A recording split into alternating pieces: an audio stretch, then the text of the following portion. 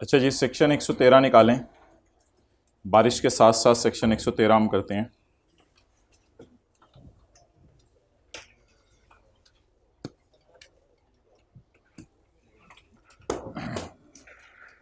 And date is on page number 162। Term test आपका बनना शुरू हो चुका है, आपके नेक हाथों में आ जाएगा इंशाल्लाह हफ्ते को। पेज 162 होगा 60 से 70 नंबर का। आप लोगों को क्या टेंशन है, आगे सैटरडे का दिन है, वो संडे का दिन है आगे। अच्छा जी, टर्नओवर की डेफिनेशन में क्या क्या आएगा, ज़रा मुझे भी पता चले कि कौन इस क्लास के अंदर सिकंदर है। अच्छा जी, कल हम पढ़े थे कि जो टर्नओवर की डेफिनेशन है ना, डेट इज़ सेल। तो सेल में आपने डिविडेंड इनकम को नहीं डालना। अब आज सुन लें आप, बिजनेसमैन 3 किस्म के हैं। तीनों किस्म के जो बिजनेसमैन हैं उन्होंने डिविडेंड इनकम को अपनी सेल में नहीं डालना। एक दुकानदार कहता है मैं सेल ऑफ गुड्स कर रहा हूं, उसने भी डिविडेंड इनकम को अपनी सेल में नहीं डालना। एक दुकानदार कहता है मैं रेंडरिंग ऑफ सर्विसेज कर रहा हूं, कॉलेज वाले रेंडरिंग ऑफ सर्विसेज कर रहे हैं, उन्होंने भी डिविडेंड इनकम को अपनी सेल में नहीं डालना। एक दुकानदार कहता है कि मैं कर रहा हूं, यू कैन से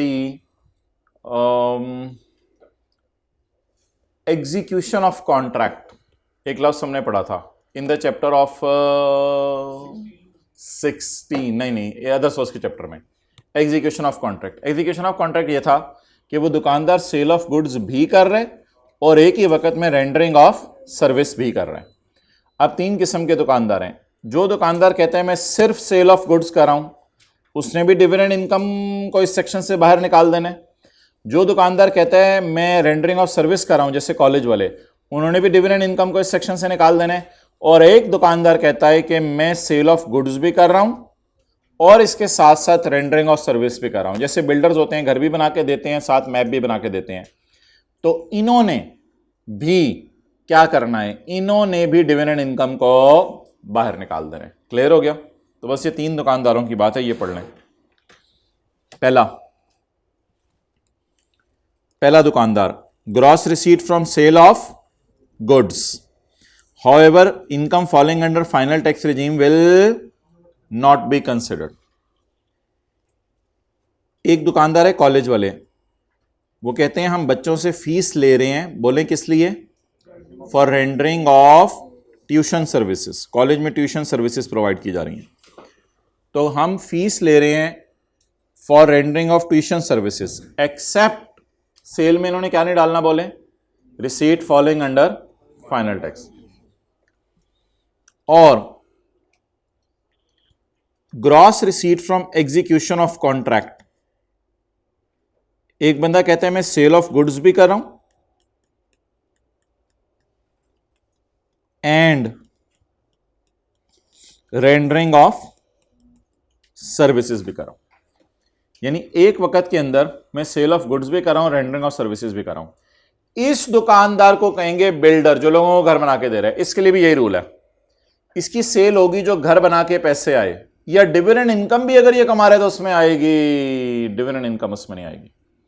तो आप 3 लफ्ज याद कर लें, gross receipt from sale of goods except income following under, आगे gross fee for rendering of except income following under, gross receipt from execution of contract except receipt following under. तो dividend के ऊपर यह सेक्शन नहीं लगता।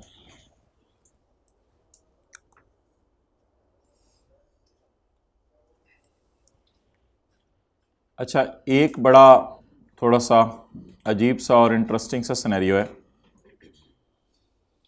Example 5 के अंदर हम इसको देखते हैं।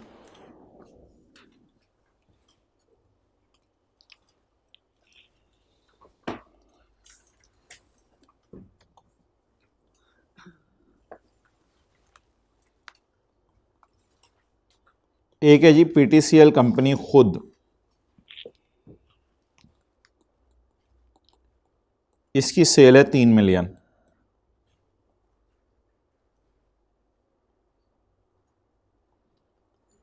एक है एओपी,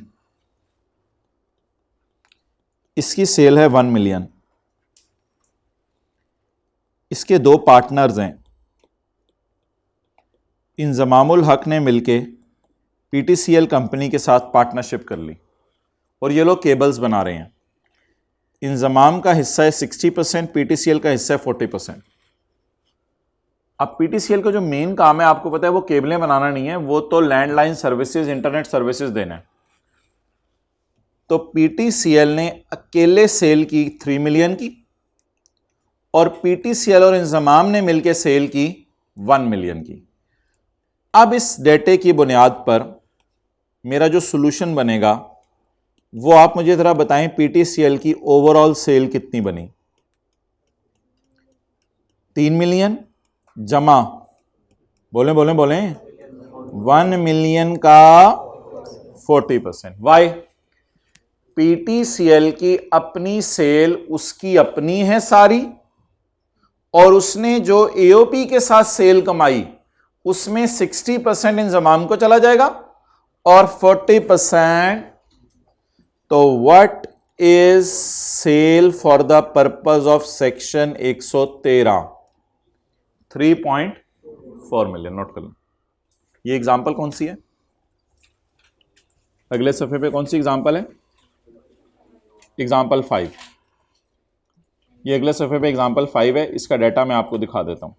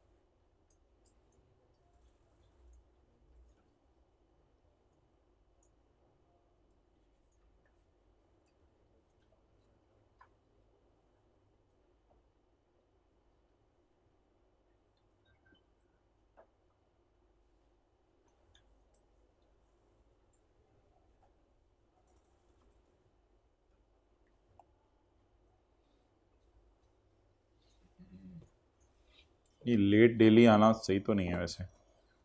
ओके तो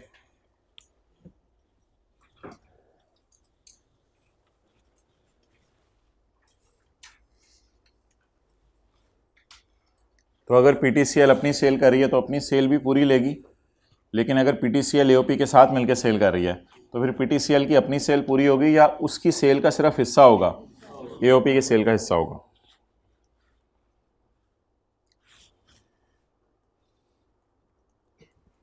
PTCL has provided the following detail.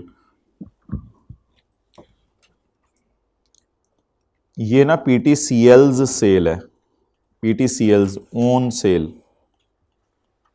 ये होगी उसकी अपनी सेल, वही डाटा मैंने लिया।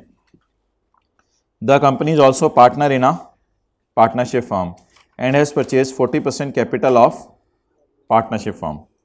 Cell of partnership firm is 1 million. अब 3 मिलियन पूरा ले लें और 1 मिलियन का 40%। और अगर मिनिमम टैक्स का रेट लगाना हो तो किस सेल पे लगाएंगे? 3 मिलियन पे या 3.4 पे? 3.4। अब पीटीसीएल कम से कम कितना टैक्स देगी? 42,500। लेकिन अगर इससे ज़्यादा ला रही हुई 45,000 50,000 तो वो दे देगी। कम से कम इसने कितना टैक्स देना है? 42,500। तो ये कौन सी एग्जांपल है? 5। पढ़ें जी point D. The company's share of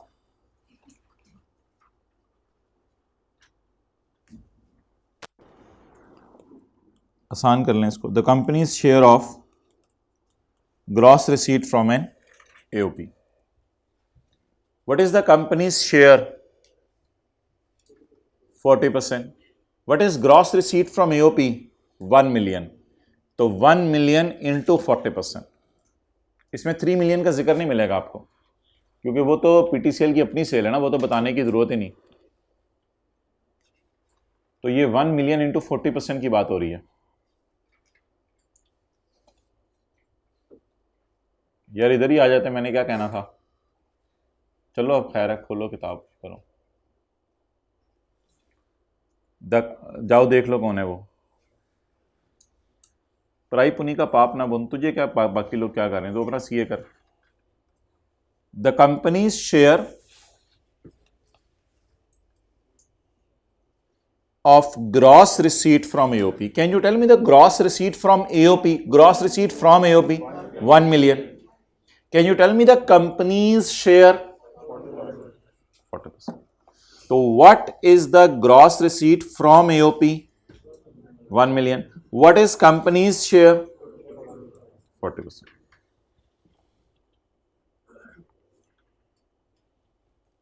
तो इसको तो हमेशा के लिए काट दिया। अच्छा जी, बिजनेसमैन कभी कभी ना अपनी बिल्डिंग भी बेचता है। आज हमने लूट मचा देनी है पढ़ पढ़ के। आज हमने एक चैप्टर शुरू करना है नया, और उसमें एक ऐसा न्यूमेरिकल करना है जिसकी बेस पे अगले 3 दिन न्यूमेरिकल होने हैं। तो आज जो नहीं आए, ताकि उनको अच्छी तरह एक ही दफ़ा उनकी जो है वो एक्सप्लेनेशन, रोना नहीं है। ये बिजनेस के चैप्टर की आखिरी लाइन हम पढ़ रहे हैं। ये चैप्टर आपने सोचा था साथ साथ याद करेंगे, रोना नहीं है। क्लास के बाद जाके जिस मर्जी कोने में कॉलेज के जाके रोएं, मुझे उससे कंसर्न नहीं, मेरे सामने ना रोइएगा। Explanation, definition of sale cover, definition of sale में शामिल है receipt from all business activities. जाहिर सी बात है, बिजनेस की सारी एक्टिविटीज की सेल होगी। एक सेल उसने और डाल दी एहतियात के तौर पे, अगर आपको भूल रही हो। कहता है अगर कभी आप बिजनेस की बिल्डिंग बेचो, तो हमने सेक्शन 22 में पढ़ा था वो गेन, बिजनेस क्या गेन होता है। तो अगर आप बिजनेस की बिल्डिंग बेचो तो वो भी याद रखना सेल के डेफिनेशन में आएगी, क्योंकि बिजनेस की लैंड मैंने कहा था कैपिटल गेन में जानी है, लेकिन अगर बिजनेस की बिल्डिंग बेचो तो वो बिजनेस के चैप्टर में ही आएगी।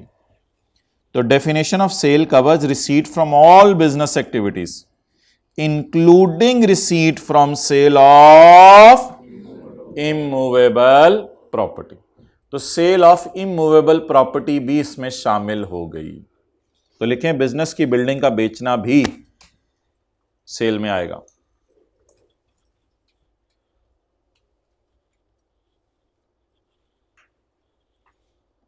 आगे ब्रैकेट में काट दें, बिजनेस की बिल्डिंग का बेचना भी सेल में आएगा।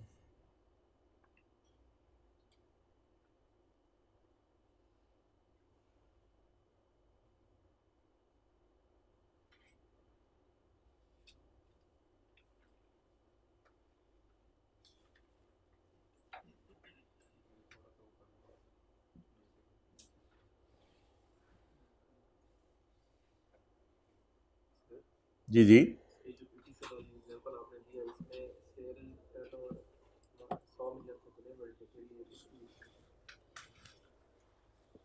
जूता उतारे बाई को मारते हैं। नहीं, प्यार से बात कर रहे हैं, आप अच्छे बच्चे हो, सवाल पूछना आपका राइट है। भाई कह रहे हैं पीटीसीएल की सेल तो 100 मिलियन से बढ़ नहीं रही थी, वो तो सिर्फ 3 मिलियन थी। भाई कल हमने पढ़ा था कंपनी के लिए सेल की लिमिट नहीं है।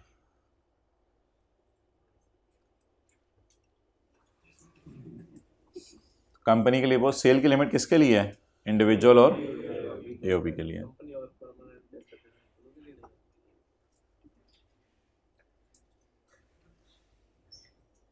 तुम तीर आजमाओ। अच्छा जी, अब आपको थोड़ा सा हिलाएंगे, साथ वाले के कंधे पकड़ के आप थोड़ा सा हिला दें, बाकी कसर इंशाल्लाह मैं पूरी करता हूं। कुछ निकला? बारिश निकली है कोई उसमें से?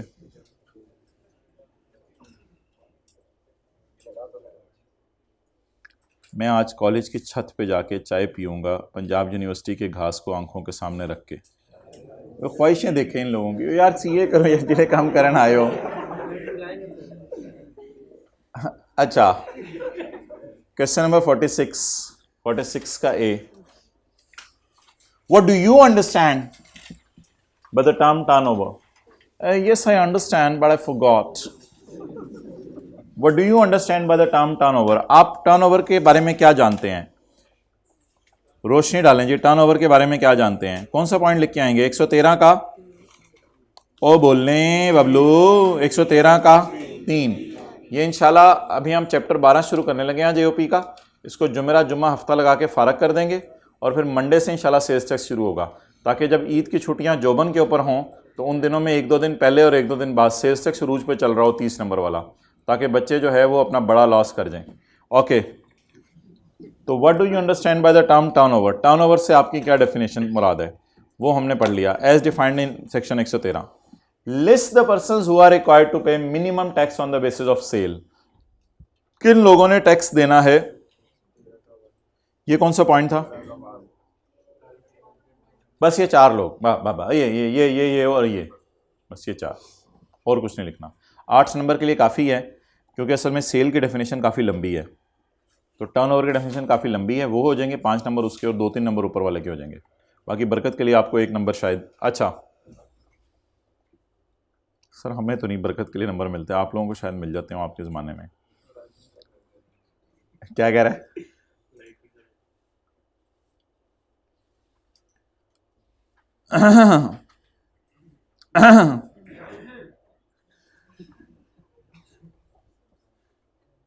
क्वेश्चन 36,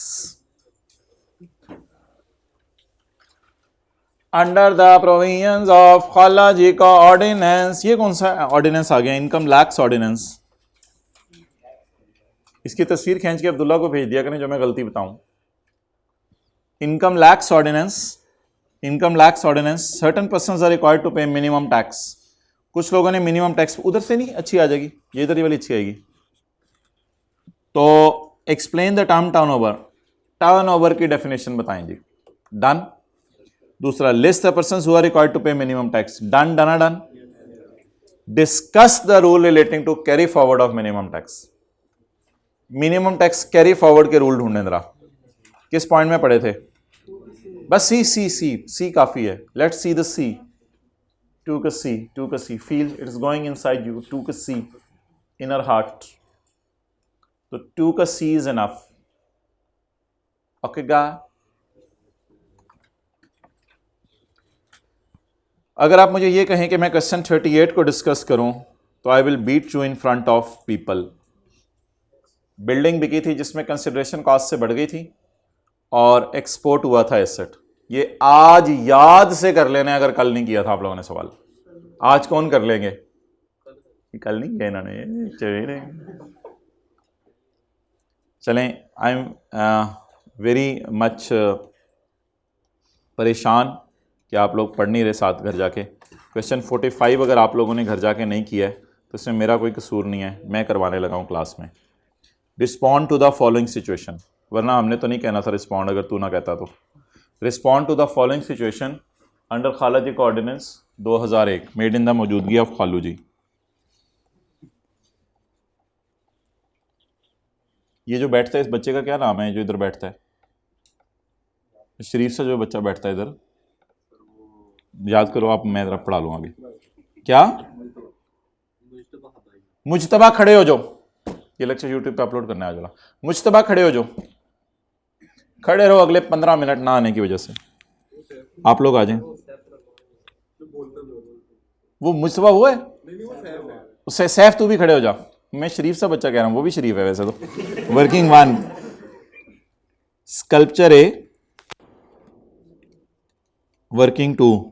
बैठ जाओ यार मुजतबा, खैर है यार, क्या हो गया यार, इंसान हो। तुमने कहा होगा बारिश की बूंदें कहीं मुझे लग ना जाएं, इसलिए मैं नहीं निकल रहा। गुलरेज भी खड़े हो जाए। और किसी से खड़े कराना है बताएं? सलमान तू भी खड़े हो जाओ। और हाइब्रिड में किसी को खड़े करवाना हो आप लोगों ने?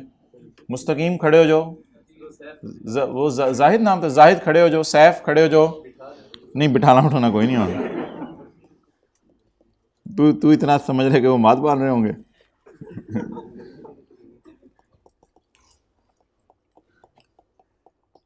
अच्छा जी, हमने एक चीज़ पढ़ी थी कि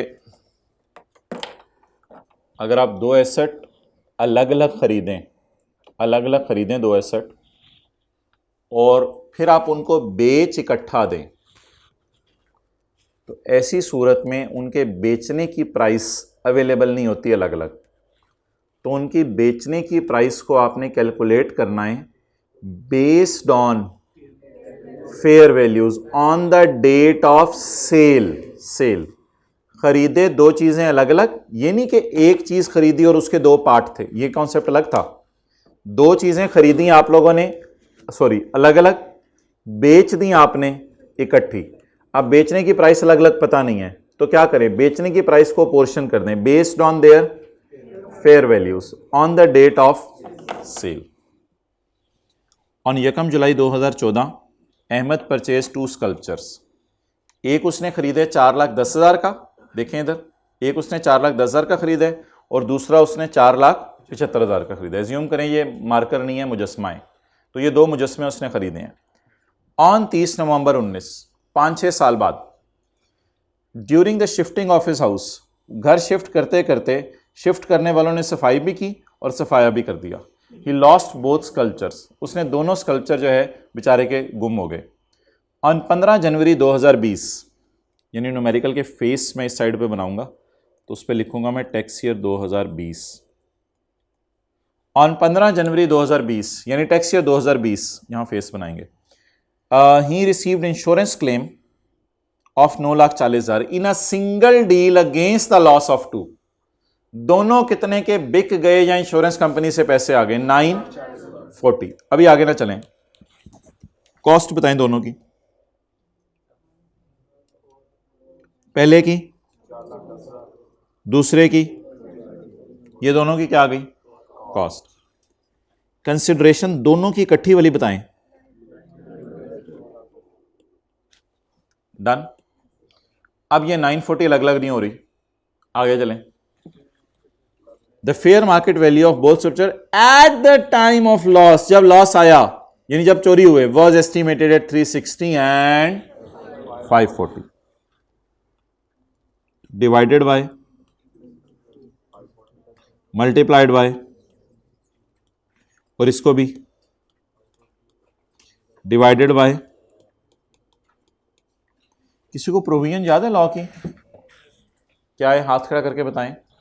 वेरा, हाथ खड़ा करके बता दें। यार तू बड़ा बड़ा बना भी था, साथ वाले से कहे तो तैयार होके ऐसे आते जैसे पता नहीं आज शादी है, तो जब पूछा जाए बोलने को तो बोलता नहीं। कहे ना उसे बोल आज। वेयर, हाँ आगे। वेयर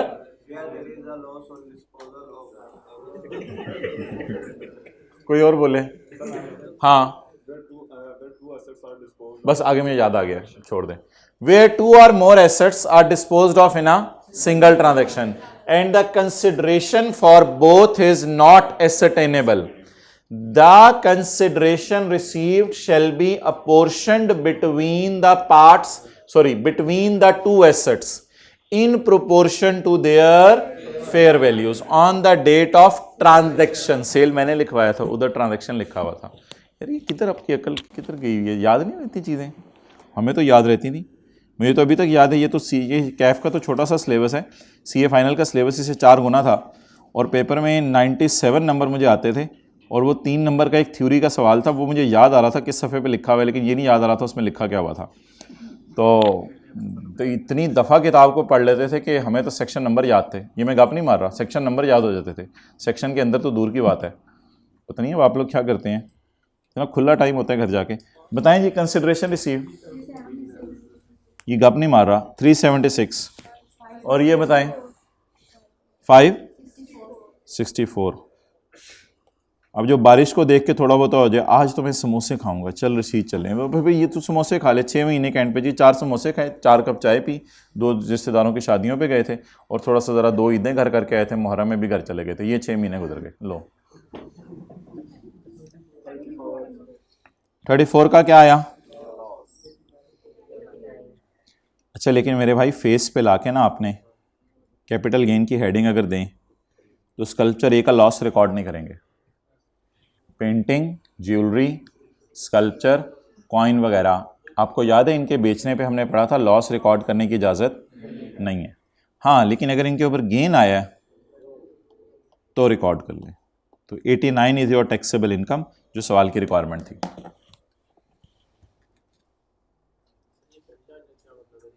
यार नहीं, ये अजीब सी बोंगी है। Respond to the following situation, नीचे असल में सही है, कंप्यूट द टैक्सेबल इनकम और लॉस, नीचे उसने क्लियर कर दिया है। रिस्पॉन्ड का मतलब तो फिर हमने बाहर निकल के रिस्पॉन्स देने लग जाना था, फिर उसने भाग जाना था हमें देख के। तस्वीर ना लगाया करें अपनी पेपर में, भाग जाने उसने।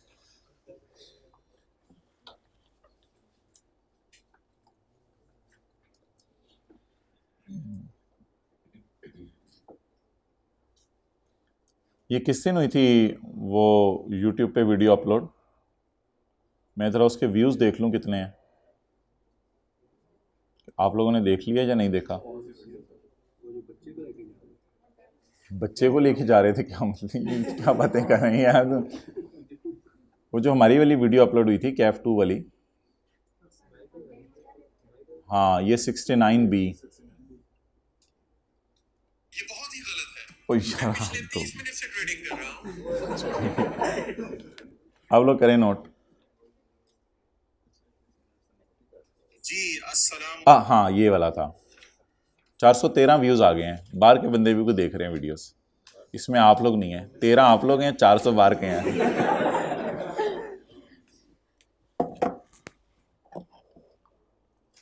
व्यूज़ को थोड़ा बढ़ाएं। ओके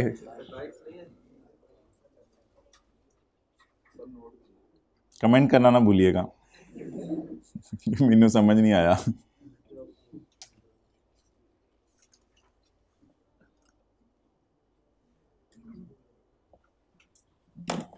चलें जी, इट्स ओवर।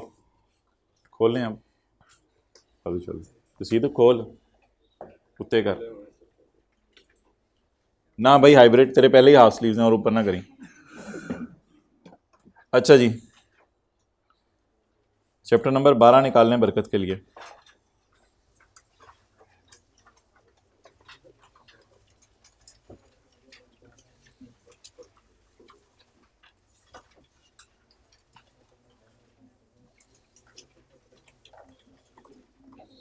Page number 275।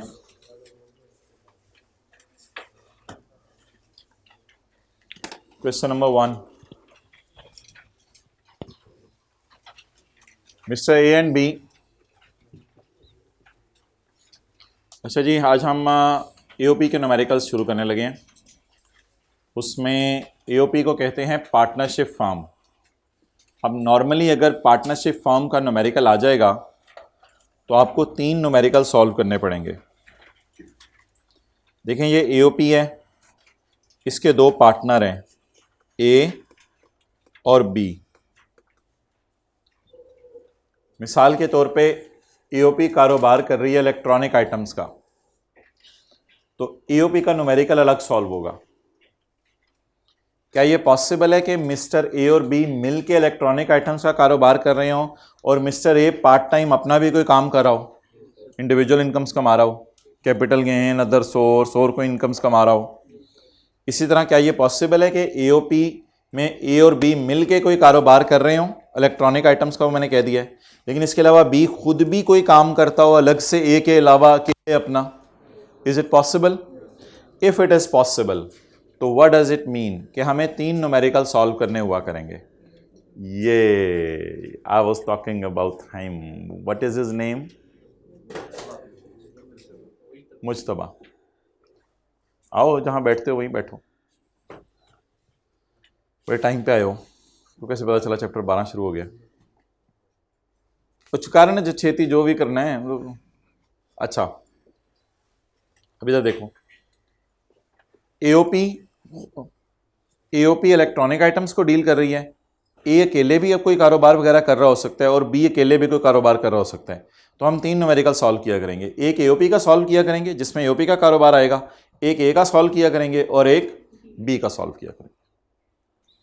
चलें जी, पहला सवाल पढ़ते हैं मुज्तबा भाई के आने की बरकत की वजह से। Mister A and B are sharing profits in the ratio of 2:3। A और बी 2:3 के रेशो में प्रॉफिट कमा रहे हैं इन a shop run by them. ये ना 2/5 और 3/5 होता है। इसका मतलब होता है कि एक चीज़ के 2 हिस्से हैं और साथ ही उसके 3 हिस्से हैं, यानी टोटल कितने हिस्से हैं? 5। तो ए कमा रहा है 2/5 और बी कमा रहा है कितना, तो A and B are sharing profits as a 2:3 in a shop run by them. वो शॉप मैंने एज्यूम की है कि इलेक्ट्रॉनिक आइटम्स की है, इलेक्ट्रॉनिक आइटम्स की। एओपी की टैक्सेबल इनकम कितनी आ गई, 8 लाख। ए और बी ने आपको डेटा दिया है विच डू नॉट रिलेट, ये उनका अपना कोई डेटा है। तो इसका मतलब है शायद 3-4 बजे जब एओपी का कारोबार बंद हो जाता है तो ए का अपना भी कोई कारोबार है, ये हम एज्यूम करते हैं गुब्बारे बेचता है, तो ए पार्ट टाइम रात को जाके गुब्बारे बेचता है, तो वहां से ये कितनी इनकम कमा रहा है, 5,60,000 की। गुब्बारे वाला 10,000 की सेल दिन में कर लेते हैं कई, तो ये 5,60,000 की सेल कर रहा है, इनकम कमा रहा है। और बी ने इस साल अपनी शादी कराई है, तो वलीमे पे इसको 3,10,000 मिले हैं। दोनों माशाल्लाह ईमान बना हुआ है, पहले ने भी ज़कात पे की है, दूसरे ने भी ज़कात पे की है। तो फिलहाल ऐसा करें, A and B also provided the following detail which do not relate to shop run by them. तो ए और बी का न्यूमेरिकल ज़रा छोड़ें, पहले किसका न्यूमेरिकल सॉल्व करते हैं, एओपी का। मुझे बताएं, एओपी ने इलेक्ट्रॉनिक आइटम्स में डील करके 8 लाख की बिजनेस इनकम कमाई।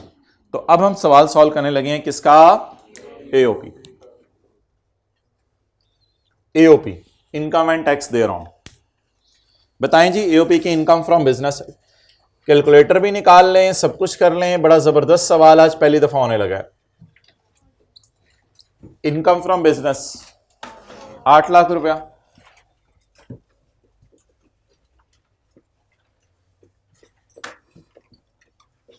यही हमारी टैक्सेबल इनकम है, 8 लाख रुपया। एओपी पे टेबल 1 लगेगा या 2? एओपी तो सैलरी कमा ही नहीं सकती, क्योंकि एओपी तो कोई बंदा तो नहीं है एओपी, इसलिए हमेशा एओपी पे कौन सा टेबल लगेगा, टेबल 1। एओपी पे हमेशा टेबल 1 लगेगा। चलें चैप्टर 4 में जाएं। चैप्टर 4,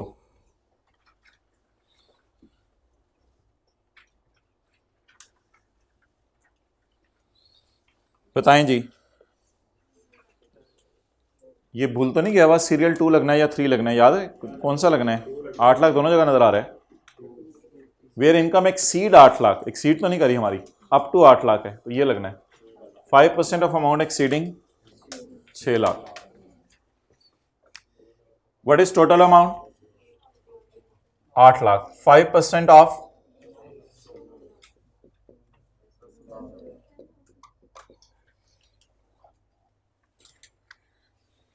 तो ये जी किसका न्यूमेरिकल सॉल्व हो गया, एओपी का, because AOP was only earning one income, that is income from business.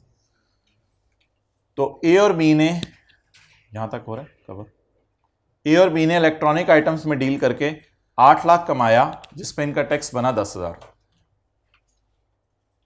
अब हम सवाल सॉल्व करेंगे मिस्टर ए का और मिस्टर बी का, लेकिन ए और बी का सवाल सॉल्व करने से पहले आपने एक वर्किंग किया करनी है।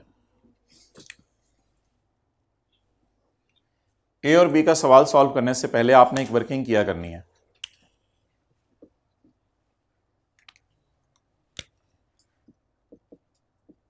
इस वर्किंग का नाम होगा डिविजिबल इनकम। बोलें, इनकम डिवाइड करें।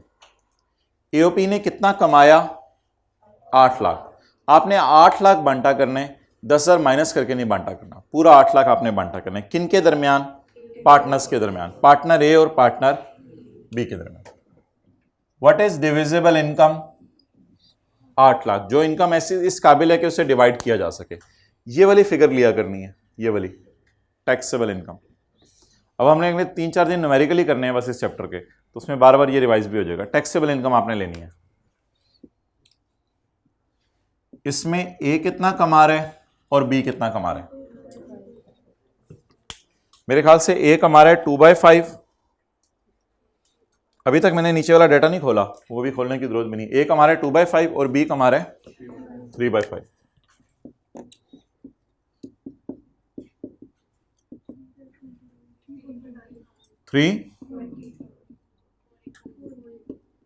चलेंगे नोट कर।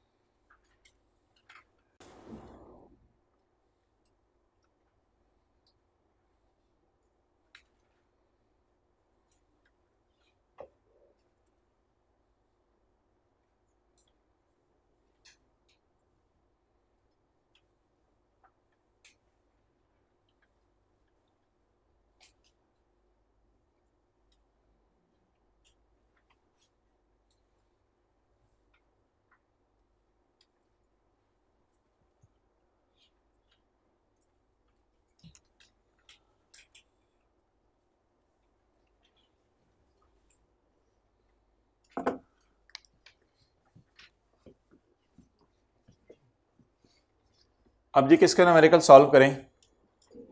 मिस्टर ए का। वो जो वर्किंग है वो आपने कब करनी है? जब आप एओपी का न्यूमेरिकल सॉल्व कर लेंगे और ए का न्यूमेरिकल शुरू करने से पहले, उन दोनों के दरमियान में ये वर्किंग करनी है। मिस्टर ए का अब जाती डेटा देखते हैं कि मिस्टर ए ने क्या क्या गुल खिलाए। भाई आपके आने से पहले मैंने बताया है कि मिस्टर ए गुब्बारे बेचता है, ये इसका अपना बिजनेस है। एक इसने डंडा खरीदा हुआ है, धागे खरीदे हुए, रीलें खरीदी हुई हैं और गुब्बारों के पैकेट खरीदे हुए हैं। तो ये तीन चीज़ें चाहिए होती हैं, पूरा कारोबार सेटअप हो जाता है ज़बरदस्त किस्म का। सिर्फ हिम्मत करके रात को निकलना पड़ता है। तो ये कारोबार कर रहा है। इससे इसने कितना कमाया है? 5,60,000 और ज़कात कितनी दी है? 20,000 रुपये। तो ये एक ही ज़ाती इनकम है। तो नॉर्मल तरीके से सवाल सॉल्व करें जो पहली दूसरी क्लास में करते थे। बताएं जी कैसे क्या करेंगे? इनकम फ्रॉम बिजनेस कितनी है जी? 5,60,000। यही मेरी टोटल इनकम है, क्योंकि ज़कात को तो मैं बाद में माइनस करूंगा। जी टोटल इनकम 5,60,000। अब माइनस कर दें ज़कात 20,000। जी टैक्सेबल इनकम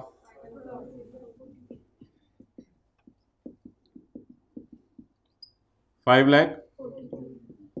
आज इसके नीचे डबल अंडरलाइन ना लगाइएगा, यहां तक नोट कर लें। इससे पहले हम टैक्सेबल इनकम के नीचे डबल अंडरलाइन लगाते थे। वो डबल अंडरलाइन जरूरी नहीं होती पेपर में, सिंगल भी लगा सकते हैं, लेकिन वैसे कह रहा हूं डबल अंडरलाइन लगाने की मैं आदत है, ये नहीं लगानी।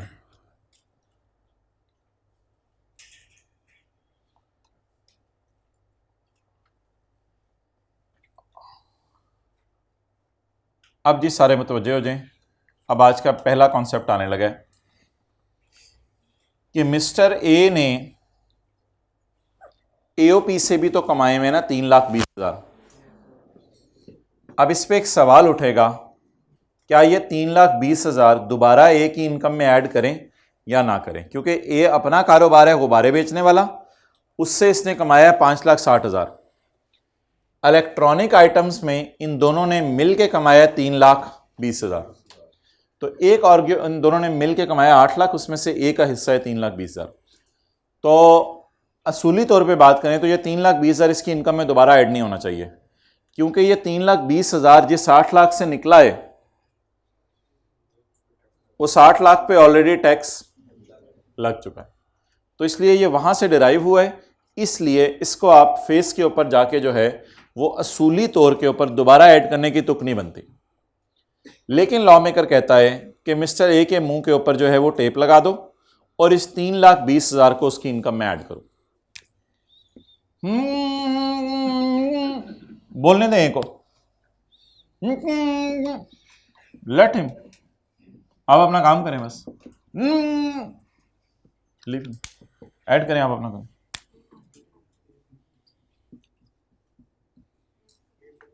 $3,20,000।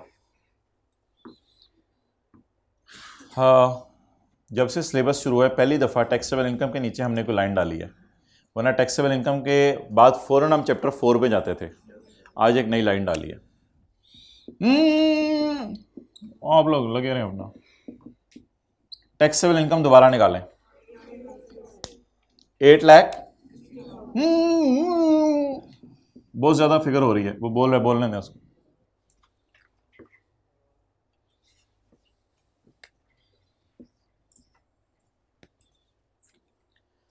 अब जाकर आप टैक्स देखेंगे 8 लाख, बोलने दें, 8,60,000 रुपये टैक्स देखेंगे। अब आप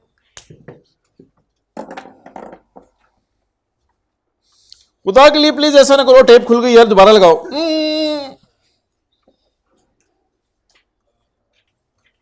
निकालें आप लोग बस, आप उसको लिटा दें, एक दो बंदे उसके पास खड़े कर दें, मिस्टर ए के पास। 8,60,000 रुपये टैक्स निकालें।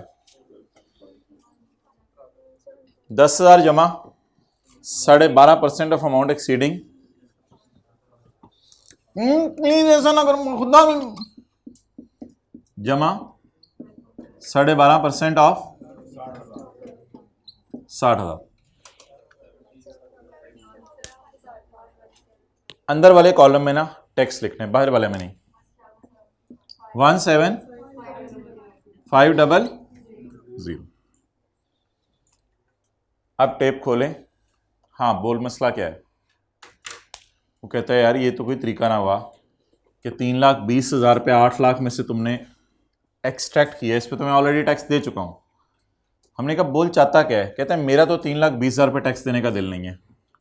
हमने कहा चलो ठीक है, एक्चुअल टैक्स तुम्हारा हम ज़रा कम कर देते हैं, क्योंकि आप देखें मैंने इनकम भी 2 दफ़ा निकाली है, तो अब टैक्स भी 2 दफ़ा निकालूंगा। एक्चुअल टैक्स हम तुम्हारा कम कर देते हैं। और ये वही कैलकुलेशन है जो मशहूर ज़माना है प्रोपोर्शनेट वाली, ट्राई करें, शायद आप कर लें खुद ही। 17,500 तो तुम्हारा टैक्स बनता है किस पर? 8,60,000 पर। अभी भी निकाला है मैंने 8,60,000 पर। तो 17,500 तुम्हारा टैक्स बनता है 8,60,000। तो मुझे बताओ कि तुम क्या चाहते हो? वो कहता है मैं तो 5,40,000 पे टैक्स देना चाहता हूं क्योंकि मैंने तो कमाया ही ये है। ठीक है, कोई मसला नहीं, तुम 5,40,000 पे टैक्स दे दो, खैर है, कोई मसला नहीं। बताएं जी जवाब।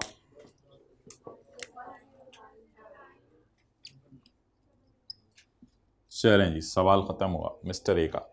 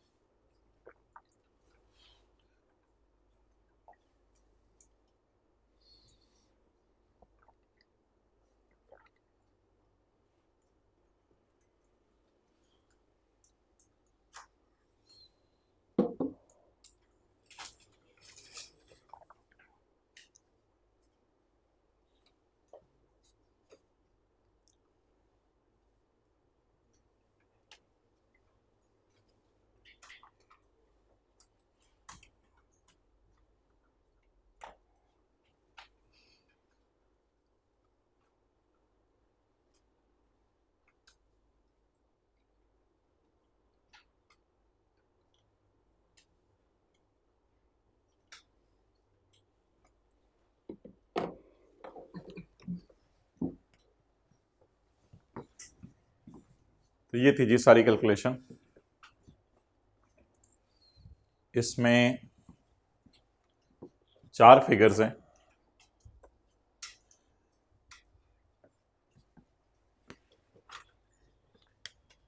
ये ना इसकी काफ़ी ज़्यादा इनकम है जिस पे इसको मसला हो रहा था।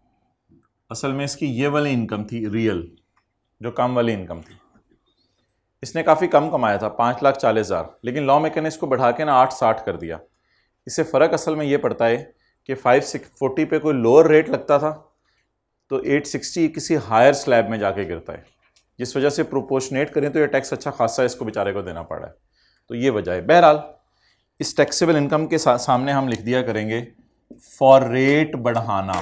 रेट बढ़ाने के लिए ये पंगा लिया गया है कि इसका रेट शूट अप करके किसी हायर सीरियल में गिर जाए। तो taxable income for rate purpose, rate बढ़ाने के लिए इसकी टैक्सेबल इनकम को छेड़ा गया। अच्छा, ये किस पे आपने टैक्स निकाला है? 860 पर ना। तो ये बोलें ज्यादा वाली इनकम पे ज्यादा वाला टैक्स और कम वाली इनकम पे कम वाला टैक्स। आपने हुकूमत के खजाने में कौन सा जमा कराना है? कम वाला। तो बोलें जी ज्यादा वाली इनकम पे ज्यादा वाला टैक्स। ये मीनू करा लेने दो, ये मीनू करा लेने दो। ज्यादा वाली इनकम पे ज्यादा वाला टैक्स, कम वाली इनकम पर कम वाला tax.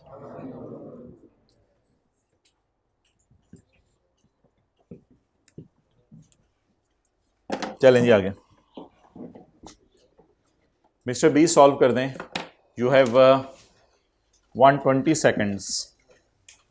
Your time starts now. Mister B solve कर दें।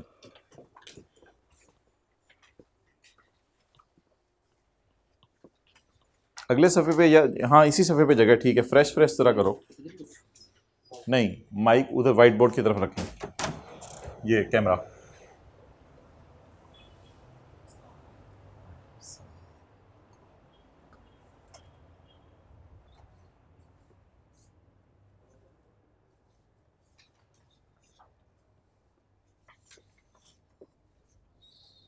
जी। कल कौन कौन आया हुआ था? हाथ खड़ा रखें, हाथ खड़ा रखें जी। आप बता दें वजह ना आने की। छोटी मोटी तबीयत खराब थी तो बंदा आ जाते हैं तो जी। आपके साथ भी आज छुट्टी हुई है मेरे ख्याल से। अच्छा ठीक है, अलग अलग बैठना है, ठीक है। जल्दी करें। मिस्टर बी सॉल्व करें।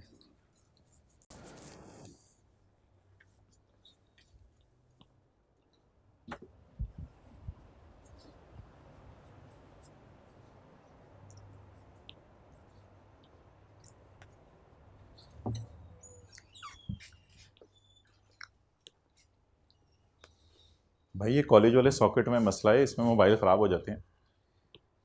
कॉलेज वाले तो चाहते हैं मोबाइल यूज़ ना हो। चलो याद बस शुरू कर दे यार, तेरी मेहरबानी। क्या कर रहा था? नज़र रखा करो अपने आगे पीछे।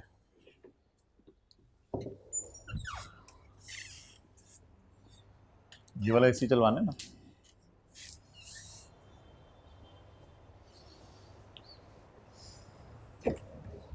भाई हाइब्रिड में जाके एसी चलाएं दूसरी क्लास में।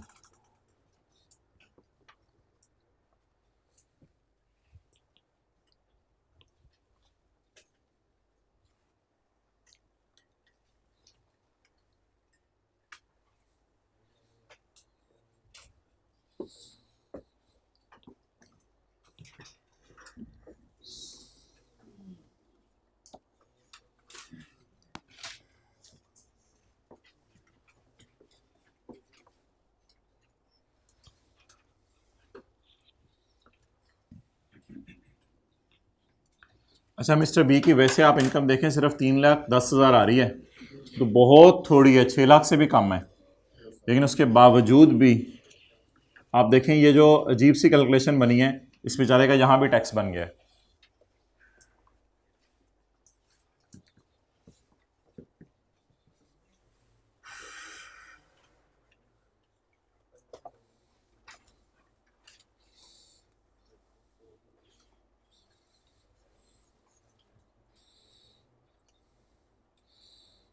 ये 40 दिन की छुट्टियां होती हैं सीए फाइनल में, तो उन 40 दिन की छुट्टियों में एक दिन मुझे 1.5 घंटे के लिए एक दफ़ा कहीं जाना पड़ गया था और उसका मुझे आज तक अफसोस है।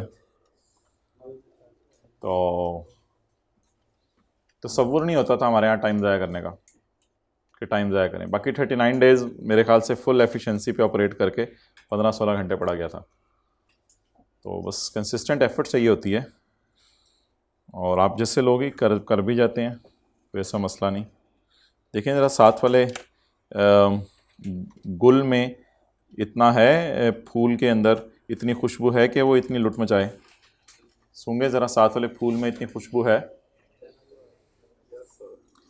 मिस्टर बी की टैक्सेबल इनकम बोलें, जो अदर सोर्स है वही टैक्सेबल इनकम बन जाएगी।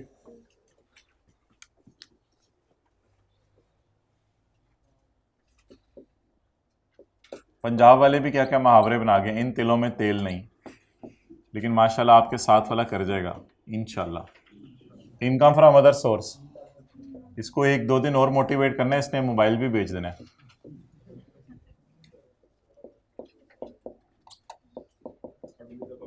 ये नेचुरल होता है। ईद वाले दिन भी लोग कॉलेज के बाहर आके बैठे होते हैं, काश कॉलेज खुल जाता। ये नेचुरल है, इसमें तो कोई नहीं। वो ज़ाहिरी बात है, ऑब्वियसली एक इतना गम सवार होता है बंदे के ऊपर कि बंदे को पता ही नहीं होता हो क्या रहा है। बस किसी ध्यान में आ जाता है कॉलेज, ओहो यार आज तो बंद था। टोटल इनकम 3,10,000, ज़कात 22,000।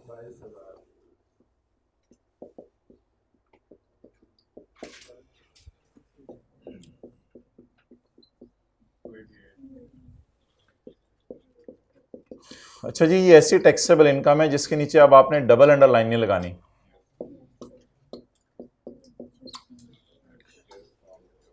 अब लगा दें मुंह पे टेप बी के बी और ऐड करें शेयर फ्रॉम कोई नहीं। इस तरह आपने बोलना है घर में जाके पहले दिन ही, जब ईद की छुट्टियों पे घर जाना है, ये वाला सवाल शुरू करना है और साथ ही हाँ क्या कह रहे हो?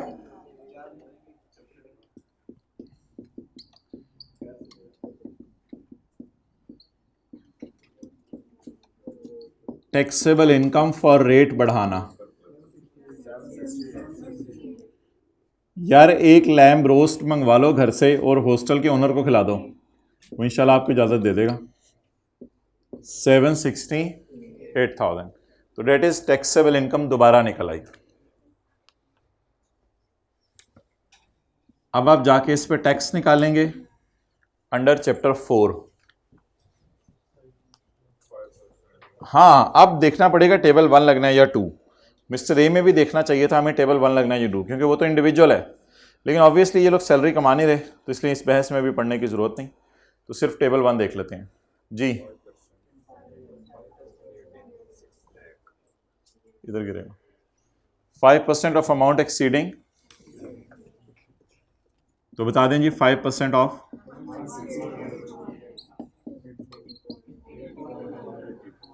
84, लेकिन इसको अंदर रखें, अंदर रखें इसको, ज्यादा वाली इनकम पे जरा, अब कम वाली इनकम पे कम वाला टैक्स। एक्चुअल टैक्स निकालते हैं जी। 8400 डिवाइडेड बाय मल्टीप्लाइड बाय 31,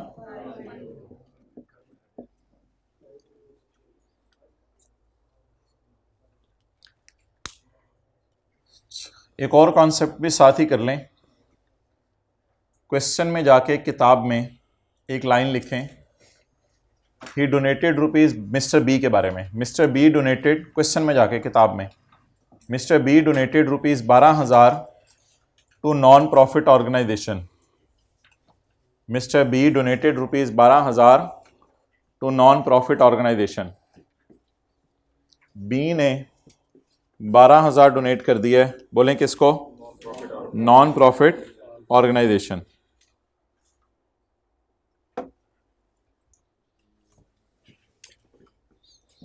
अब हमने क्या कैलकुलेट करना है जी? Tax credit.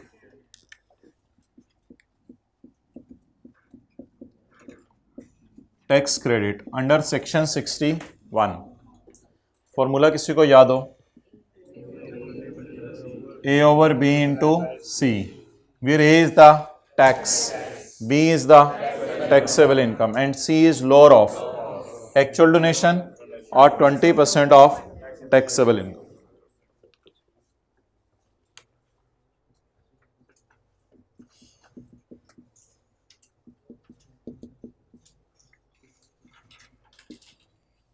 Now there is a very specific guidance given in law.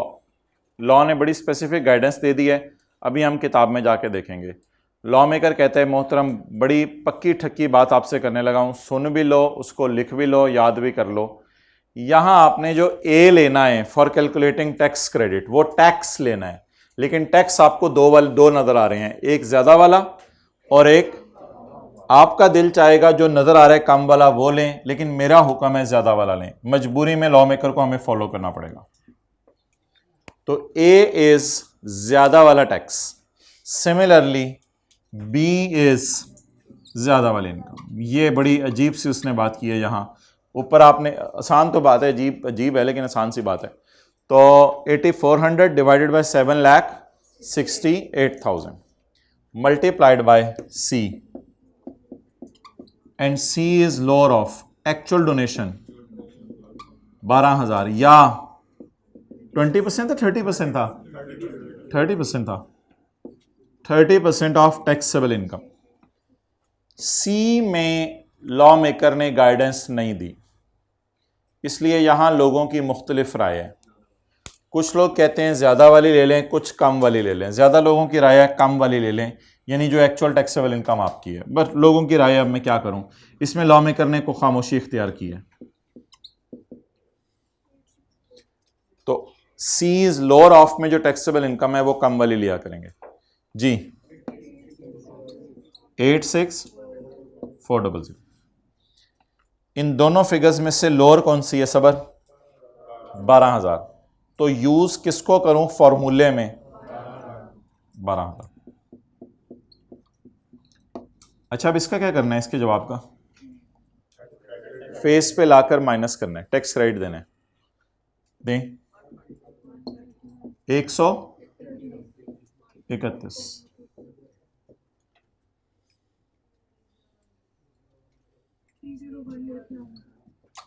189 तो ज्यादा हो गया, 3019 ये जी पेएबल टू गवर्नमेंट। ये भी सारा देख लेते हैं और लिख लेते हैं कहां से आया कहां गया।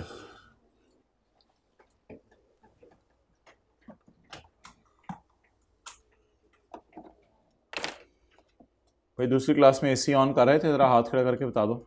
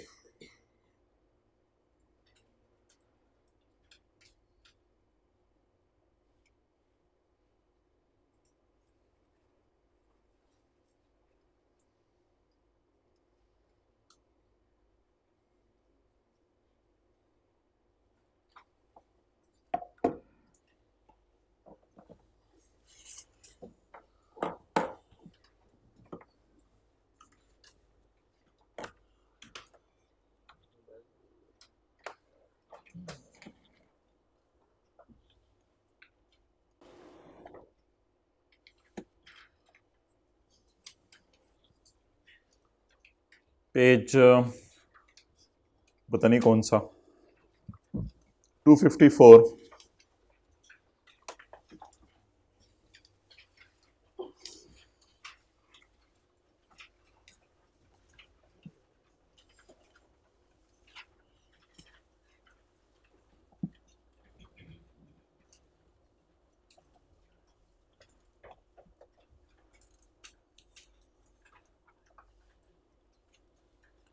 अगर एक बंदे का फोकस है ना अपने काम पर तो फिर कोई मसला नहीं, but if is not focused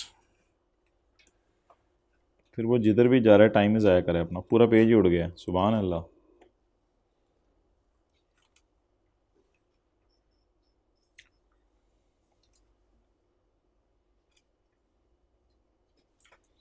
शराकत को टैक्स लगाने के बुनियादी असूल, काश उर्दू में होते paper.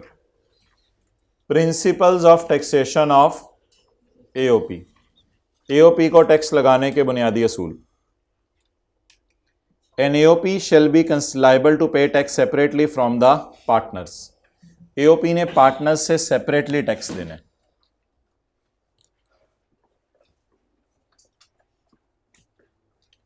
An AOP shall be liable to pay tax separately from partners. ये लोग अलग टैक्स देंगे, वो अलग देंगे।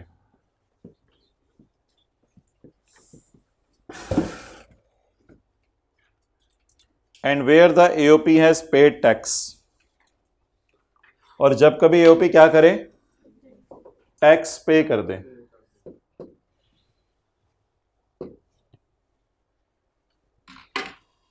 And where the AOP has paid tax, और जब कभी एओपी टैक्स पे कर दे, and where the AOP has paid tax, the amount received by partner out of income of AOP, the amount received by partner out of income of AOP shall be exempt from tax। ये amount exempt होगी। तो हमारे सामने इस वक्त B का numerical खुला हुआ है, वैसे तो ये भी एग्जेम्प्ट है, तो कहते हैं ये अमाउंट एग्जेम्प्ट होगी, इस पे टैक्स नहीं लगेगा।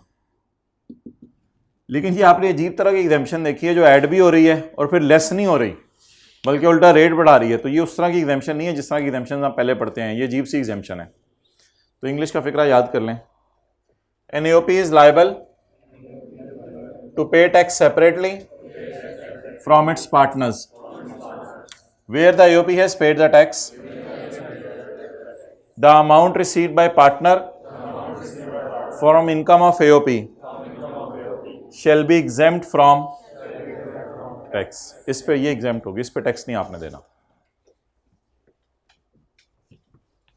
ये दो लाइनें ये इंशाल्लाह कल पढ़ेंगे। अच्छा,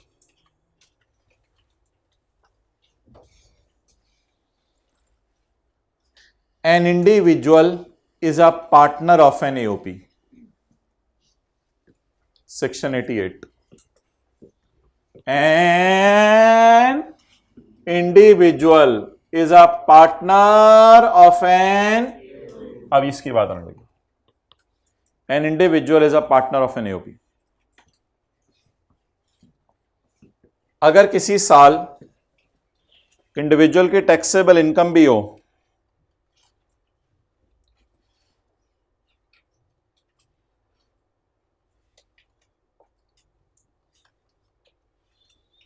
and derives share from AOP,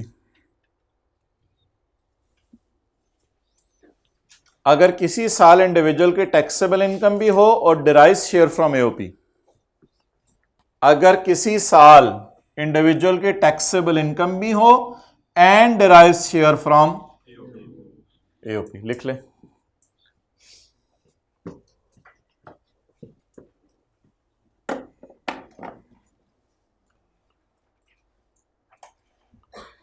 अगर किसी साल इंडिविजुअल अपना 288 भी कमाए और एओपी से भी 480 ले, तो the amount of tax on taxable income shall be calculated as follows. उसका टैक्स ऐसे निकलेगा। अब ना इसको वो बनाने लगे ए ओवर बी इंटू सी।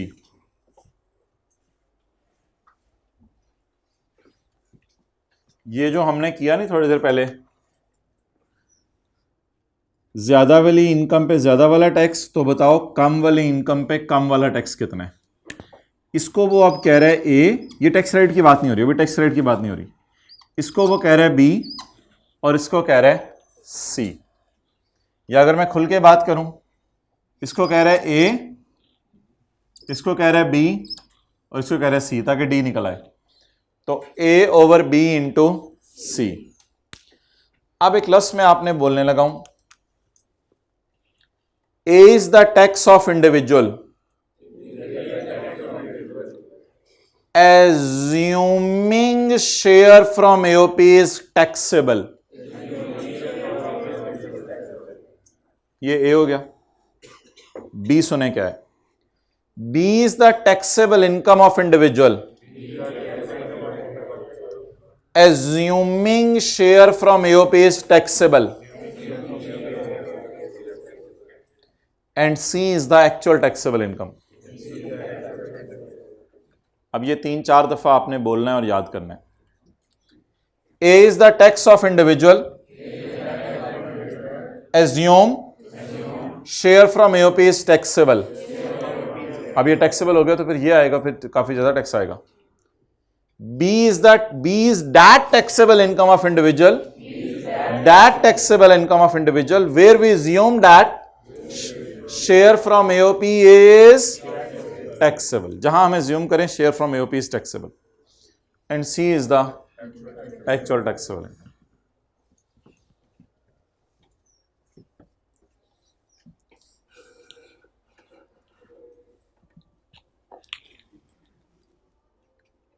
क्या हुआ है, बाहर आवाजें आ रही हैं? पीआरसी वाले होंगे, बीबी आए हैं। A is the tax of individual and B is the taxable income of individual. A is the tax of individual and B is the, भाई चले गए उनको बताने कि तुम कब्र के 1 साल और करीब हो गए हो। अच्छा, A is the tax of an individual and B is the बोले taxable income of individual. If का मतलब एज्यूम, इफ का मतलब assume amount derive from AOP,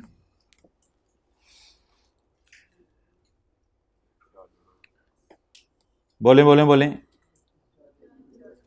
is chargeable. तो देखें दोनों फिक्रे अल्हम्दुलिल्लाह एक ही हैं, बस इफ की जगह अगर एज्यूम का लफ्ज़ हम बोल देंगे फिर शायद हमें आसान हो जाए। फिक्रा as it is copy paste है, याद करें। A is the tax of an individual, assume amount derived from AOP is chargeable. B is the taxable income of individual, assume amount derived from AOP is, as a share का लफ्ज तो आप बीच में लिखे आएंगे, एज अ शेयर हिस्से के तौर पे आपको मिली। और सी क्या बना, actual taxable income for the year. ये कार्ड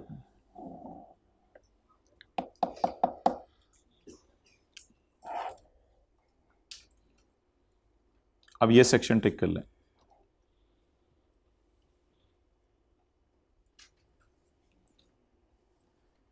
जहां एक बंदे को टैक्स क्रेडिट मिलना है और वो एओपी का पार्टनर है तो फॉलोइंग रूल लगेगा। अब वो नीचे वाली बात, जहां एक बंदे को टैक्स क्रेडिट मिलना है और वो एओपी का क्या है, पार्टनर है, तो component A is the tax of the individual if,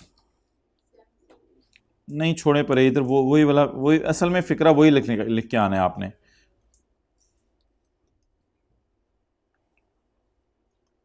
वही फिक्रा कर देना, फिक्रा डिफरेंट करके याद क्यों करना है।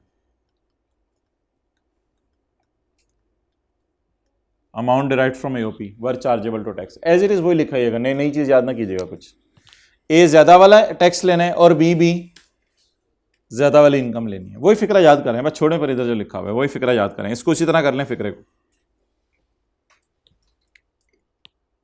कंपोनेंट ए क्या होगा, बोले बोले बोले, is the tax of individual, assume amount derived from AOP were chargeable. और बी क्या होगा, जल्दी जल्दी, इधर भी बी क्या होगा, B is the taxable income of individual, assume amount derived from AOP is,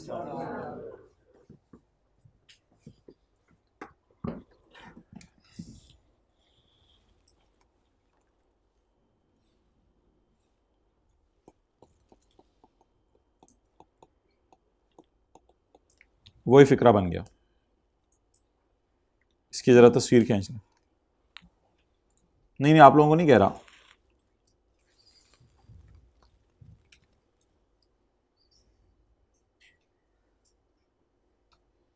तो फिक्रा इधर बेशक याद ना कीजिएगा, लिख लें, ऊपर वाला ए और बी भी लिखाएंगे, ऊपर वाली अंग्रेजी ए और बी की लिखानी है, बेशक ये पढ़िएगा बिना घर जाके।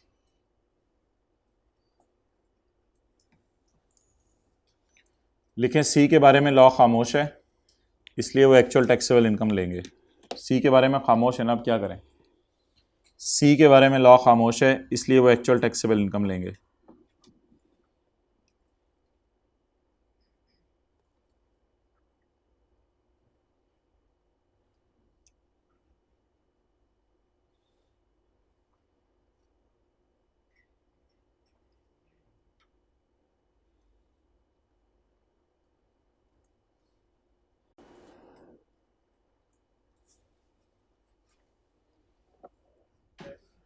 हाँ, टैक्स क्रेडिट निकालते हुए सी इज लोअर ऑफ में एक्चुअल टैक्सेबल इनकम लेनी है ना, वो जाहिर बात है, वो तो पता ही है, lower of, C is lower of actual donation और 20% और 30% और कौन सी 30% इनकम, कम वाली ज़्यादा वाली? कम वाली। तो सी में कम वाली फिगर लेनी है।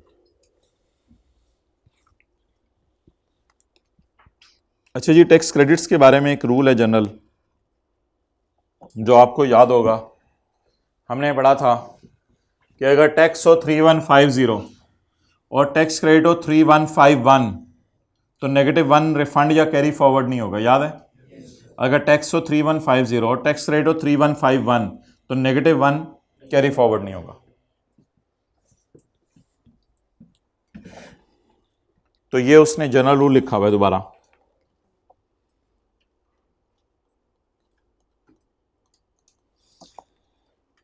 Tax credit allowed under section फलां टू फलां shall not be refunded, carried forward और carried back to preceding year. बचपन वाली बात। लेकिन यहां एक रिलैक्सेशन अवेलेबल है,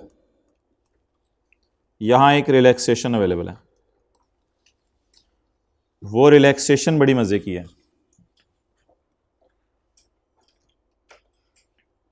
अगर कभी जिंदगी के मोड़ पर ए का टैक्स आया 70 रुपये और इसका टैक्स क्रेडिट आया 73, तो -3 को कैरी फॉरवर्ड करने की इजाजत नहीं है। However A can offer it to AOP. A इसको एओपी को ऑफर कर देगा। फिर जब एओपी अपना न्यूमेरिकल सॉल्व करेगी, देखें इधर, फिर एओपी जब अपना न्यूमेरिकल सॉल्व करेगी तो एओपी माइनस करेगी tax credit of mister A. बहुत बड़ा बेनिफिट है वो जो 3 है, ताकि एओपी को फायदा हो जाए। लेकिन इसके लिए कंडीशंस हैं 2। एओपी और ए आपस में एग्रीमेंट करें कि मैं तुम्हें अपना टैक्स क्रेडिट देता हूं, और दूसरी कंडीशन है कि ये एग्रीमेंट आपने फर्निश करना है एफबीआर को, जमा करवाना है एफबीआर को। लेकिन वाइस वर्सा नहीं है। क्या मतलब वाइस वर्सा नहीं है? एओपी का अगर कभी नेगेटिव आ जाए तो वो ए को ऑफर नहीं कर सकती, लेकिन ए का अगर कभी नेगेटिव आ जाए, लेकिन ये सेम ईयर में होगा। अगर ये 2011 का साल है तो ये भी 2011 का। किसको माइनस आ जाए तो कौन उसको माइनस कर सकता है? पार्टनर को नेगेटिव आ जाए तो उसको एओपी माइनस कर सकती है।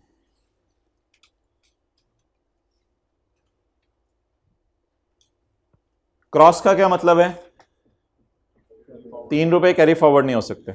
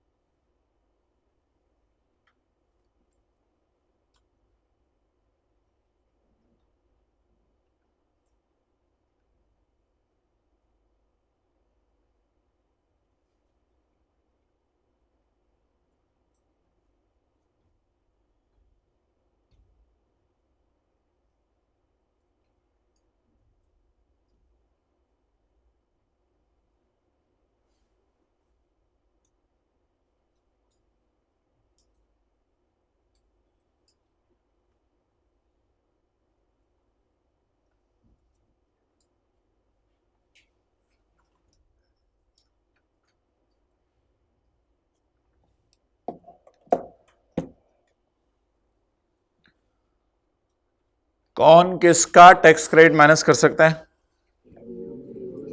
एओपी पार्टनर का टैक्स क्रेडिट माइनस कर सकता है। पढ़ें, पढ़ोगे लिखोगे बनोगे खराब, बनोगे नवाब। Where the person is a partner of an, कौन person? A. Any excess credit for the year, any may be minus by, excess कितना था, may be minus by AOP. शराइत, the partner and the AOP should agree in, दोनों को writing में agree करना चाहिए। And agreement must भी जमा कराया जाए विद एओपीज, एओपी अपनी रिटर्न के साथ ये जमा करवाए इस बेनिफिट को लेने के लिए।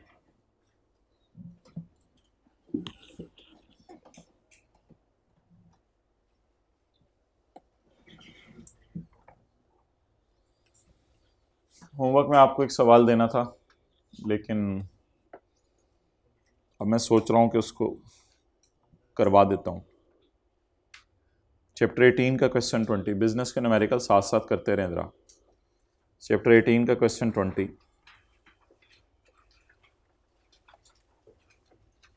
इधर ही कर लेते हैं बैठे बैठे।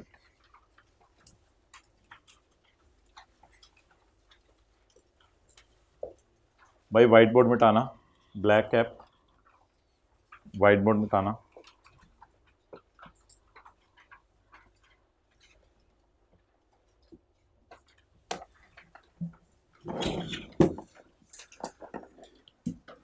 जल्दी जरा। एक साहब हैं, मेरे साथ मेरी तरफ कान लगा के रखो। एक साहब हैं जिन्होंने इस साल बिजनेस शुरू किया है, और ये उनके बिजनेस का कौन सा साल है, पहला साल है, बस काफ़ी है, ये उसके बिजनेस का पहला साल है, और उनका कारोबार है ऑफ सेलिंग गारमेंट्स। पढ़ें जी सवाल, पेज निकाल के दो जरा भाई को। पेज नंबर 392 बोलो ना, 392 वाले अब नहीं है इस क्लास में। कुछ 92 बोलोगे तो वो 52 समझेंगे, 59 बोलोगे तो ऐसे ही उन्होंने क्लास छोड़ के चले जाना है। On Yakam July 20Y0, Tahir commenced a business of selling garments. Income statement of the business for the year is as follows: sale, cost of sale, admin expenses, financial charges, other expenses और other income। ये profit है। कोई चीज़ वाजे तौर पे उल्टा नहीं सकते। खुदा के लिए फाइनेंशियल चार्जेस नहीं उल्टाने, वो लीज वाले इंटरेस्ट होता तो उल्टाना था। ये पता नहीं कौन कौन सा इंटरेस्ट होगा, वो लीज वालों का इंटरेस्ट उल्टाना होता है और कोई इंटरेस्ट नहीं उल्टाना होता। तो बस ये प्रॉफिट से शुरू करें।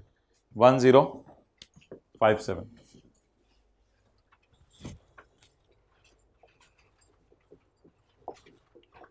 बताएं जी प्रॉफिट। 1057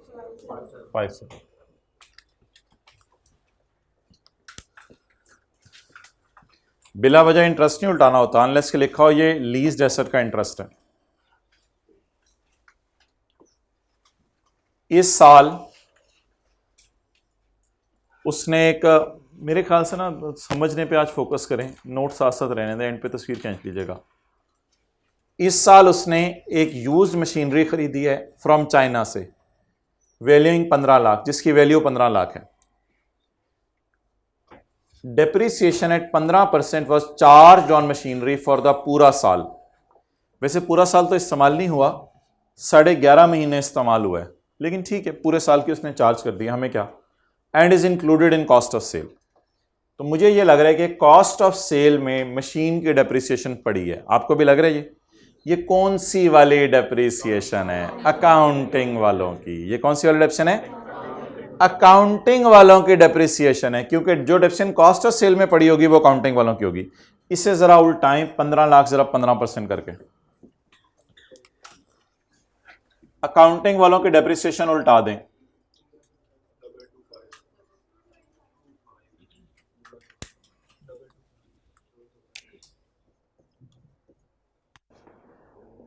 $15 लाख जरा कैलकुलेटर प्लीज हो।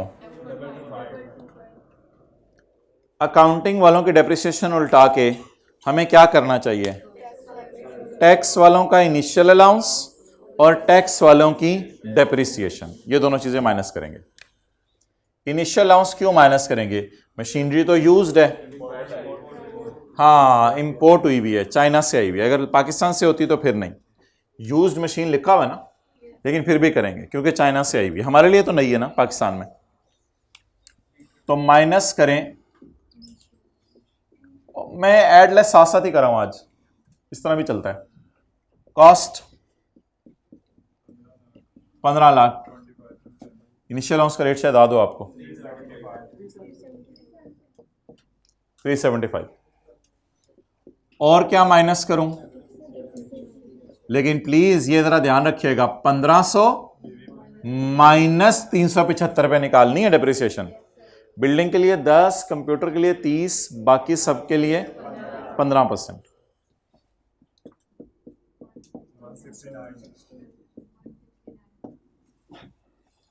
तो कॉस्ट ऑफ सेल में किनके वाली डेप्रिसिएशन पड़ी थी, अकाउंटिंग वालों की, वो उल्टाकर टैक्स वालों का इनिशियल अलाउंस और टैक्स वालों का डेप्रिसिएशन माइनस कर दी। नोट ना करो, ये समझ नहीं आएगा। एडमिन और सेलिंग एक्सपेंसेस के अंदर शामिल है 9,75,000 पेड। ओए होए होए होए होए, पेड का मतलब तो कॉस्ट होती है। एडमिन और सेलिंग एक्सपेंसेस के अंदर सॉफ्टवेयर की पेमेंट पड़ी हुई है। यही एडजस्टमेंट मैंने कॉपी पेस्ट करके किसी और सवाल में आपको करवाई थी। ये सॉफ्टवेयर 10 साल हमारे साथ रहने हैं। क्या सॉफ्टवेयर की पेमेंट खर्चों में जानी चाहिए या अमोर्टाइजेशन? अब पूरी कॉस्ट खर्चों में डाल दी है उसने, क्या करें? ओए, खर्चे इंक्लूड पेमेंट। खर्चों में पेमेंट नहीं पड़ी होनी चाहिए क्योंकि ये कैपिटल एक्सपेंडिचर है। क्या उल्टाएं? पूरे सॉफ्टवेयर की कॉस्ट कितनी? 9,5। इसकी जगह क्या माइनस कर दें? टैक्स वालों की अमोर्टाइजेशन। बिल्डिंग नहीं सॉरी, वो इसका तो लाइफ गिवन होगी 97.5 भी लिख सकते हैं उसमें। तो पिछले वाले में हमने डेप्रिसिएशन उल्टा के डेप्शन माइनस की, लेकिन इधर हमने पूरी कॉस्ट उल्टाई। क्यों? ओए, खर्चे इंक्लूड पेमेंट, खर्चों में पेमेंट पड़ी है। अगली सारी एडजस्टमेंट्स पुरानी है, सिर्फ ये दूसरा बुलेट नया है। नोट ना करें, साथ साथ सब्र कर दें जरा। खर्चे include cost of preparation of feasibility study, जो बिजनेस शुरू करने से पहले की थी। खर्चे include cost of feasibility study. अच्छा, फिजिबिलिटी स्टडी ना डेप्रिशिएबल एसेट है और फिजिबिलिटी स्टडी ना इनटेंजेबल है। फिजिबिलिटी स्टडी के लिए बिल्कुल एक अलग सेक्शन है, जिस सेक्शन का नाम है प्री कमेंसमेंट एक्सपेंडिचर। इसका रूल सुन लें। प्री कमेंसमेंट एक्सपेंडिचर की डेफिनेशन में आता है फिजिबिलिटी स्टडी, और ये 20% यानी 5 साल में अमोर्टाइज होना है हमेशा। ये रेट आपको याद करना पड़ेगा। अनलकीली हमारे अकाउंटेंट ने ओए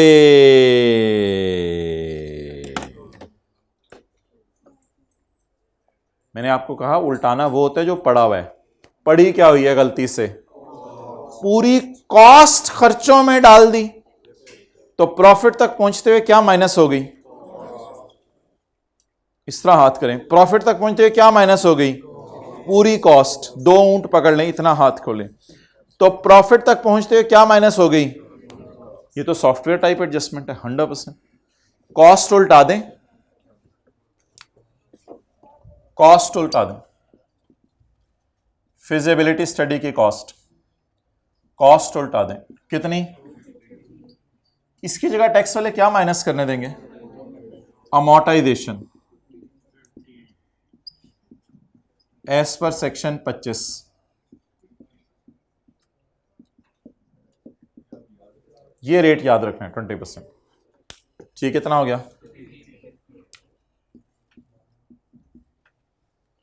तो 2 एडजस्टमेंट्स ना अल्लाह का शुक्र है मिलती जुलती आ गई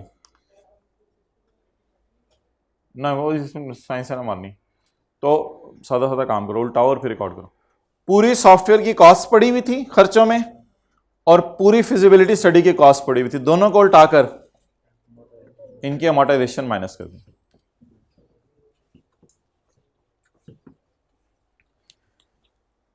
50,000 रुपया तनख्वाह दी है ताहिर ने अपने भाई को, जो बिजनेस के फाइनेंशियल मैटर्स देख रहा है। अच्छा किया माइनस कर दिया ठाकुर, तुमने अच्छा किया माइनस कर दिया। ये तो नॉर्मल सी तनख्वाह है, बस पढ़ी रहने दें। लेकिन आप ऐसा करें, लेस का साइन डाल के सैलरी ऑफ ब्रो शो कर दें। माइनस होगी, दोबारा माइनस करने की जरूरत नहीं।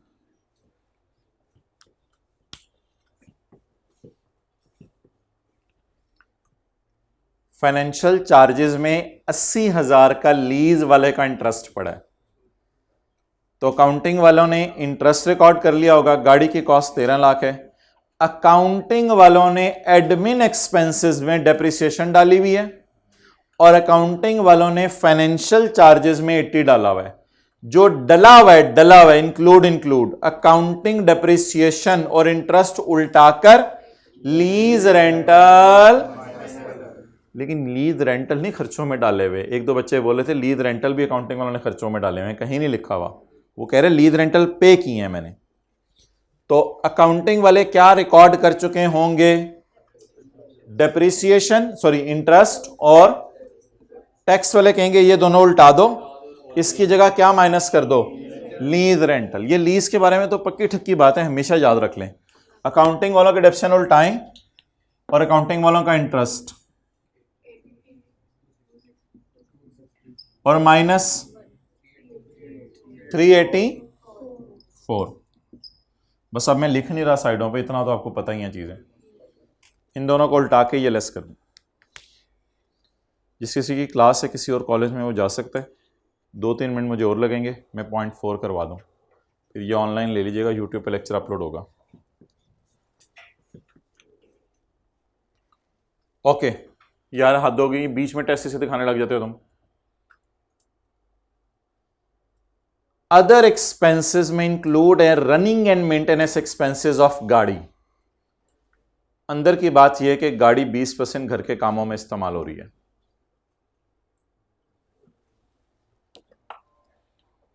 मेरे ख्याल से ये जो खर्चे हैं 80% अलाउड हो जाएंगे। कितने अलाउड हो जाएंगे? 80%, क्योंकि वो तो बिजनेस के इस्तेमाल के लिए ना। मुझे बताएं, आप लोग फाइन नॉट अलाउड होता है ना, उसको ऐड करते हैं। हाँ, fine to government, fine to not allowed होता है, उससे क्या करते हैं? 25,000 से ऊपर की तनख्वाह कैश में पे कर दी, नॉट अलाउड होते, उससे भी। इधर जरा कोई बंदा बता दें नॉट अलाउड 20% है या 80% है? जल्दी बताएं। 20% घर के कामों में इस्तेमाल हो रही है गाड़ी, तो इसका मतलब है टैक्स वाले कहेंगे कि तुम लोगों ने पूरा खर्चा माइनस कर दिया। 20% माइनस करने की इजाजत। तो अगर 80 अलाउड हो गया तो 20 नॉट अलाउड। खर्चों को क्या करते हैं, किसी को याद है? ऐड बैक कर देते हैं। तो क्या 20% खर्चा भी माइनस होना चाहिए था या नहीं होना चाहिए था? कैसे माइनस हो गया?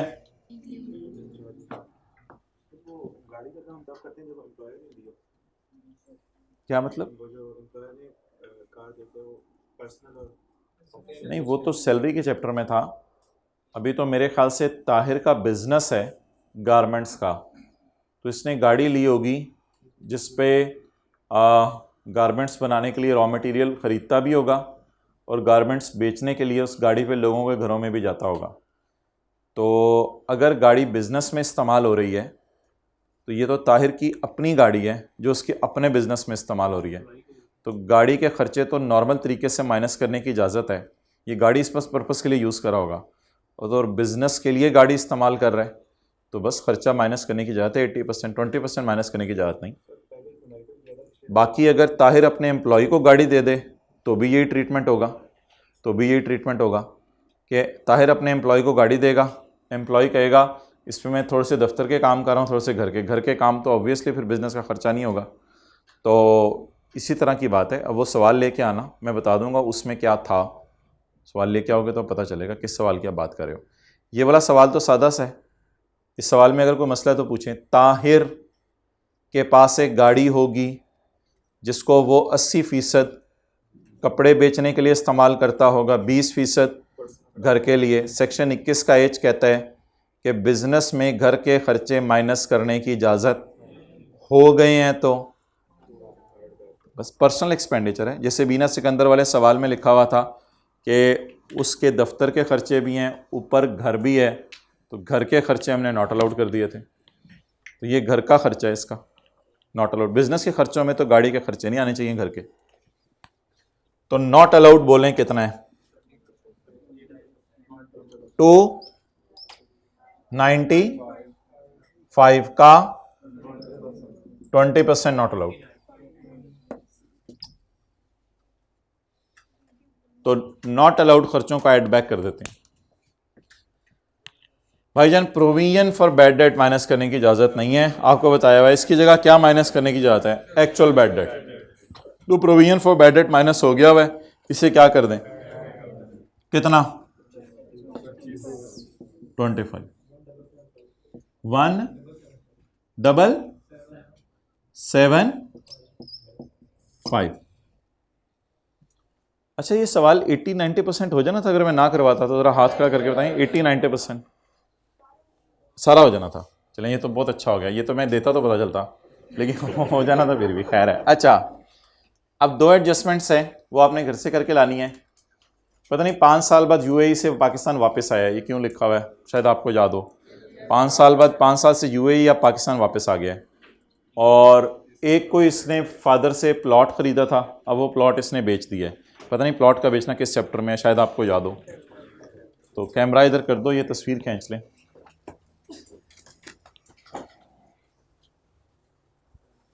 इसके ऊपर, तस्वीर के ऊपर हम लिख दें क्वेश्चन नंबर 20।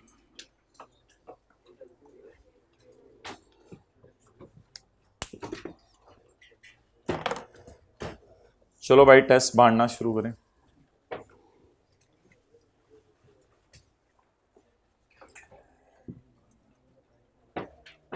हाइब्रिड वाले बैठे, मैं आ रहा हूँ। ये इस क्लास के हैं, बंद कर दें।